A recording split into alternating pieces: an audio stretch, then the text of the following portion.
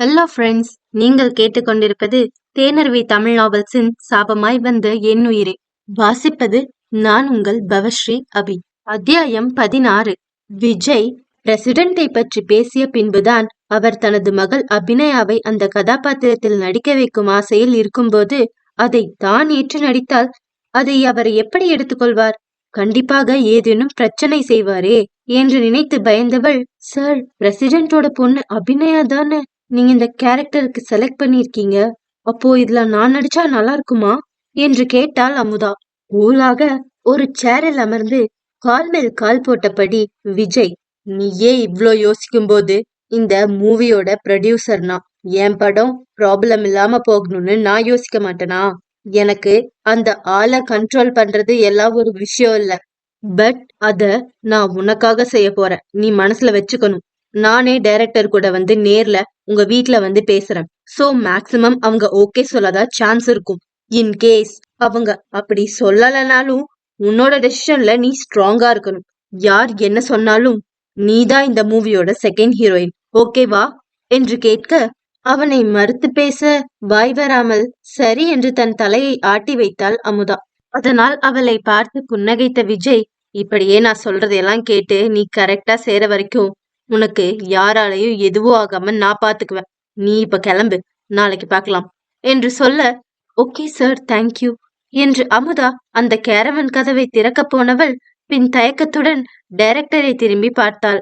அதனால் ஸ்ரீகாந்த், என்னமா advance amount ஏதாவது வேணுமா என்று கேட்க, ஐயோ அதெல்லாம் ஒன்னும் இல்ல சார், நீங்க என்கிட்ட காட்டினீங்கல்ல அந்த வீடியோ, எனக்கு அந்த வீடியோ வேணும், என்னோட நம்பர் சொல்றேன், அதுக்கு வாட்ஸ்அப் அனுப்புறீங்களா? எனக்கு அதை பார்த்துக்கிட்டே இருக்கணும் போல இருக்கு என்றாள் அமுதா. ஓ, அதுக்கு என்ன, சென்ட் பண்றேன், உன் நம்பரை சொல்லு ஸ்ரீகாந்த் சொல்ல உற்சாகமான குரலில் தன் நம்பரை அவனிடம் சொன்னாள் அமுதா. அதை கேட்டு தன் மொபைலில் சேவ் செய்து வைத்துக் கொண்ட ஸ்ரீகாந்த் வீடியோவை அவளுக்கு அனுப்பிவிட்டான். அமுதா ஆர்வமான முகத்துடன் அவனையே பார்க்க, சென்ட் பண்ணிட்டேன் அமுதா என்றான் ஸ்ரீகாந்த். அதனால் தேங்க்யூ சார் என்று விட்டு அந்த கேரவன் கதவை திறந்து விண்ணோடு மேலச்சுத்தம் என்ன என்ற பாடலை ஹம்மிங் செய்தபடியே தன் பாவாடை தாவணியின் முந்தானை கையில் வைத்து சுற்றியபடி நடந்து சென்று கொண்டிருந்தாள் அமுதா. அவள் ஹீரோயினாக போகும் ஆசையில் கனவு உலகத்தில் மிதந்து கொண்டிருந்தாள். தன் முன்னே யார் இருக்கிறார்கள் என்றெல்லாம் கவனிக்காமல் சென்று கொண்டிருந்த அமுதா அவளை தேடி அலைந்து கொண்டிருந்த கலைச்செல்வியின் மீது போய் இடித்தாள். அதனால் தன்னை இடித்தது யார் என்று தெரியாமலே, ஏல யார்ல அது, அறிவுகட்டத்தனமா என்ன வந்து இருக்கிறது என்று கேட்டுவிட்டு அமுதாவை பார்த்தவள், ஏ அமுதா, நீ எங்கடி போய் தொலைஞ்ச, உன்னை எவ்வளவு நேரமா தேடுறது என்று கோபமாக கேட்டாள். அவளது குரலால் நிதானத்திற்கு வந்த அமுதா, நான் தான் சொன்னேன்ல விஜய் சார பாக்க போறேன்னு, அங்கதான் போனேன் என்று சொல்லிக் கொண்டிருக்கும் போது அவர்களது பேச்சு சத்தத்தை கேட்டு அங்கே வந்த வெற்றி அமுதாவை பார்த்துவிட்டு, சாயங்காலத்துல இருந்து நாங்க 2 பேரும் உன்னைய தேடிட்டு இருக்கோம், இப்போ பொழுதே சாஞ்சிடுச்சு, இவ்வளவு நேரமா எங்க இருந்து நீ? உன் போனையும் இவகிட்ட கொடுத்துட்டு போயிருக்க, என்ன அமுதா இப்படி பொறுப்பில்லாம இருக்க? வீட்ல இருந்து உன்னைய காணோம்னு எத்தனை போன் பண்ணிட்டாங்க தெரியுமா? நானும் இவளும் தான் மாத்தி மாத்தி பேசி எல்லாரையும் சமாளிச்சுக்கிட்டு இருக்கோம் என்று கோபமாக சொன்னான். அமுதா மிகவும் சந்தோஷமான மனநிலையில் இருந்தாள். அவர்கள் தன் மீது கோபப்படுவது எல்லாம் அவளுக்கு பெரிதாக தெரியவில்லை. அதனால் சிரித்த முகமாக, நீங்க 2 பேரும் அப்புறமா என்ன திட்டுங்க, நான் உங்ககிட்ட ஒண்ணு காமிக்கணும், என் போன் எங்க என்று அமுதா கேட்க, தன் சட்டை பாக்கெட்டில் இருந்த அவளது போனை எடுத்து அவளிடம் இந்தா என்று வெடுக்கென சொல்லிவிட்டு கொடுத்தான் வெற்றி. அதை வாங்கி வேக வேகமாக டேட்டாவை ஆன் செய்து வாட்ஸ்அப்குள் சென்ற அமுதா அதில் ஸ்ரீகாந்த் தனக்கு அனுப்பிய வீடியோவை டவுன்லோட் செய்து கலைச்செல்விக்கும் வெற்றிக்கும் போட்டு காட்டினாள். அதை தங்கள் வாயை பிளந்து கொண்டு வெற்றியும் கலைச்செல்வியும் பார்க்க, இதுல நான் எப்படி இருக்கேன், பார்க்க அப்படியே ஹீரோயின் மாதிரியே இருக்கேன்ல என்று அமுதா கேட்க, ஹே ஆமா புல்ல, ஒரு படத்துல சாய் பல்லவி மலையில டான்ஸ் ஆடுவாங்களே அதே மாதிரியே இருக்கு, உன்னைய இந்த மாதிரி பார்த்ததே இல்ல, நெசமாவே யாரோ ஹீரோயின் ஆடுற மாதிரி இருக்கு என்று உற்சாகமான குரலில் சொன்னாள் கலை. ஆனால் வெற்றி இன்னும் இமைக்க மறந்து அந்த வீடியோவை தான் பார்த்து கொண்டிருந்தான். அவனுக்கு அமுதாவின் அழகை பற்றி ஏற்கனவே தெரிந்ததுதான். அவனுக்கு தெரிந்த பெண்களில் அமுதாவை விட சிறந்த அழகி என்று எவளும் இருந்ததில்லை. ஆனால் இப்படி இவள் ஹீரோயின் போல மலையில் ஆடுவதை முதல் முறையாக பார்த்த வெற்றி அந்த கணமே அவளுக்கு ஃபேன் ஆகிவிட்டான். வெற்றி எதுவும் சொல்லாமல் அந்த வீடியோவையே பார்த்து கொண்டிருந்ததால் அவன் தோள்களை பிடித்து உலுக்கிய அமுதா, என்ன மாமா நீ அதையே பார்த்துக்கிட்டு இருக்க? நான் அதுல நல்லா இருக்கனான்னு கேட்டேன், எதுவுமே சொல்லல என்று அவன் பதிலை தெரிந்து கொள்ளும் ஆர்வத்தில் கேட்டாள். நல்லா இருக்காவா? நீ அப்படியே வானத்துல இருந்து இறங்கி வந்த தேவதை கணக்கா ஜொலிக்கிறப்போ. இது மட்டும் நம்ம ஊர்க்காரனுங்க கண்ணுல பட்டுச்சுன்னா எல்லோரும் ஷாக் ஆகி வாய் மேல விரல வச்சு பாப்பானுங்க. நீ அவ்வளோ அழகா இருக்கடி அமுதா என்று வெற்றி அன்புடன் அவள் கன்னத்தை பிடித்து கொள்ள கலையின் முகம் உடனே வாடிவிட்டது. ஆனால் அதையெல்லாம் கண்டு கொள்ளாத வெற்றி, நீ விஜய் சாரை பார்க்க போறேன் தானே போன, அப்புறம் இந்த வீடியோவை எங்க போய் எடுத்த? ஆமா நீ டான்ஸ் தானே ஆடிக்கிட்டு இருக்க, அப்ப இதை யார் எடுத்தது?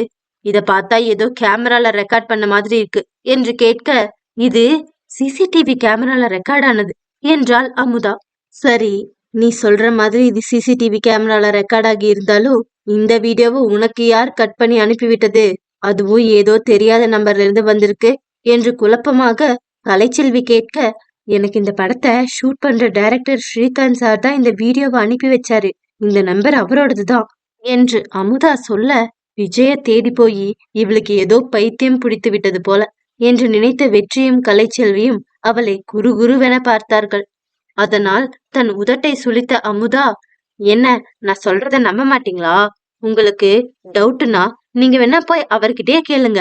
நான் அவரையும் விஜய் சாரையும் பார்த்து பேசிட்டு தான் வரேன். நான் விஜய் சார நேர்ல பக்கத்துல பார்த்த ஷாக்ல மயக்கம் போட்டு கீழே விழுந்துட்டேன். அவரே என்ன தூக்கிட்டு போய் அவருடைய கேரவன்ல படுக்க வச்சுட்டு டாக்டர் எல்லாம் வர வச்சு என்ன செக் பண்ணிருக்காரு தெரியுமா என்று கண்களில் பெருமை மின்ன சொன்னாள் அமுதா. அவள் சொல்வதை துளியும் நம்ப முடியாமல் வெற்றியும் கலைச்செல்வியும் தங்களை ஒருவர் பார்த்து கொள்ள, நான் எவ்வளவு சந்தோஷமா விஷயத்த சொல்லிக்கிட்டு இருக்கேன், என்ன நீங்க இப்படி எதுவுமே பேசாம அமைதியா நிக்கிறீங்க? உங்களுக்கு வேணும்னா சொல்லுங்க, நான் வேணா உங்களையும் கூட்டிட்டு போய் அவர்கிட்ட பேச வைக்கிறேன். அப்புறம் இன்னொரு முக்கியமான விஷயம் என்றவள் மெல்லிய குரலில், அபிநயா இப்போ நடிக்கவிருக்கும் கதாபாத்திரத்தில் விஜயும் டைரக்டர் ஸ்ரீகாந்தும் தன்னை நடிக்க சொன்னதாக அவர்களிடம் சொன்னாள் அமுதா. அவள் சொன்னதை கேட்டுக்கொண்டிருந்த வெற்றிக்கு ஹார்ட் அட்டாக் வராத குறைதான். அவன் எப்போது சான்ஸ் கிடைக்கும் அவளை திருமணம் செய்து கொள்ளலாம் என்ற எண்ணத்தில் தான் சுற்றி கொண்டிருக்கிறான். ஏதோ அவள் படிக்க ஆசைப்பட்டதால் நன்றாக படிக்கும் பெண்ணின் கனவை கல்யாணம் என்ற கட்டமைப்பிற்குள் கொண்டு வந்து கெடுக்க வேண்டாம் என்று நினைத்து அவன் அவளை படிக்க செல்ல அனுமதித்தான்.